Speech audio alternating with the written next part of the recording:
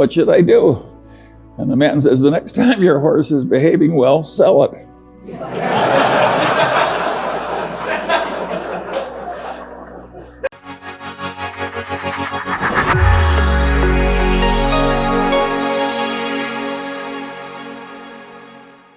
If you take the modern world, where people are trying to teach you how to come in and trade actively in stocks, well, I regard that as roughly equivalent to trying to induce a bunch of young people to start off on heroin. It is really stupid. And when you're already rich, to make your money by encouraging people to get rich by trading. And then there are people on the TV, another wonderful place, and they say, I have this book that will teach you how to make 300% a year. And all you have to do is pay for shipping, and I will mail it to you. How likely is it that a person who had suddenly found a way to make 300% a year would be trying to sell books on the internet to you?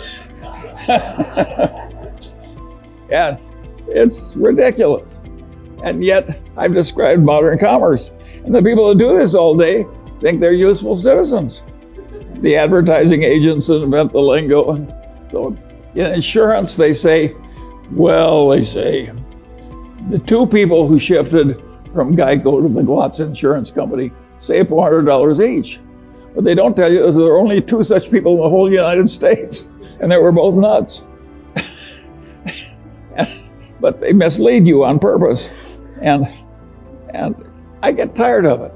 And I don't think it's right that we deliberately mislead people as much as we do. Let me tell you another story that I think is an interesting one about the modern life. But this goes back to a different time. And this man has this wonderful horse. And it's just a marvelous horse. It's got an easy gait and good looking and everything. It just works wonderfully.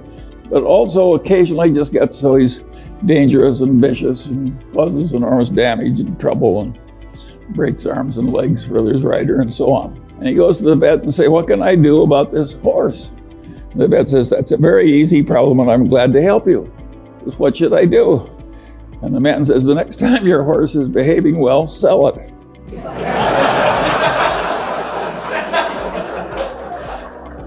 Well, think of how immoral that is. And haven't I just described what private equity has to do? When private equity has to sell something that's really troublesome, they hire an investment banker. And what does the investment banker do? He makes a projection.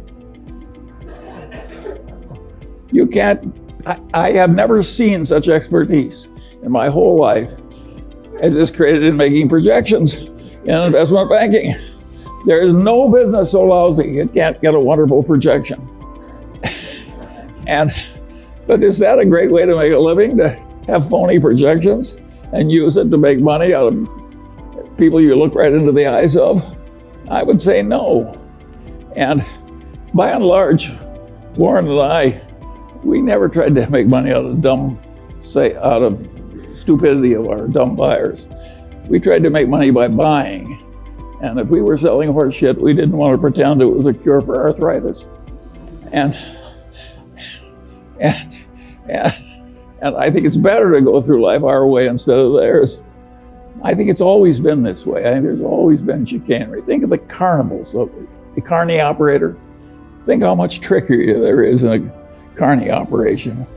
And people just seek out the weaknesses of their fellow man and take advantage.